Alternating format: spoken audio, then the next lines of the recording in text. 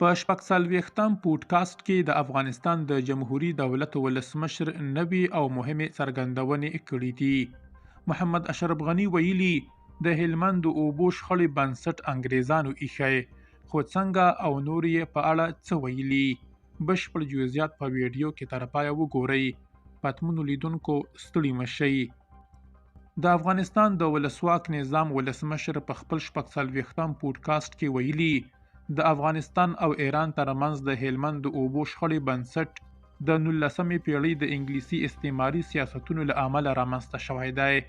محمد اشرف غني وایي د افغانستان لومړنۍ رسمي پوله د انګلیسانو په منځګړیتوب د قاجاري ایران له دولت سره وټاکل شوه، چې له هماغه ځایه د هلمند د اوبو شخړه پیل شوه.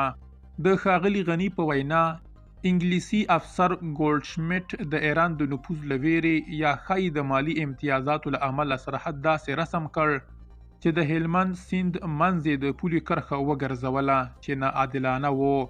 نوموړي ډیره کړې انګلیسانو دغه سرحد د ایران د نفوذ او خپلو سیاسي امتیازاتو له مخې وټاکه او دا ډول استعماري پوله کښنه وروسته شمال ته هم وغځېده. په 1872 زیږدیز کال کې امیر شیر علي خان له روسیې سره د امو سیند د پولې منل هم د همدې فشارونو تسلسل و، چې وروسته یې د امیر عبدالرحمن خان په دوره کې رسمي بڼه واخیسته.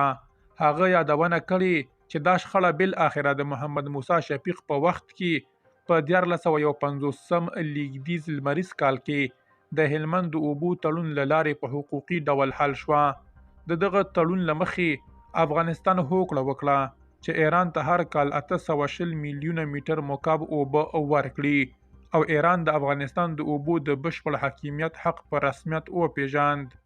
اوس هم ایران یادونه کوي چې ټاکلې اندازه اوبه نه ترلاسوي، خو افغانستان باور لري چې د تړون ټولو توکونو ته ژمن دی او د اوبو کمښت د اقلیمي بدلونونو او وچکالۍ له امله رامنځته شوی دی. که څه هم ایرانیو چارواکو د اوسنۍ افغان واکمنۍ تر واک وروسته د ګواښ پر ژبه د هلمند د حقابې غوښتنه کړې، خو دغې ډلې ډیره کړې چې ستونزه د خبرو له لارې هواروي او د ایران حق ته ژمنه ده.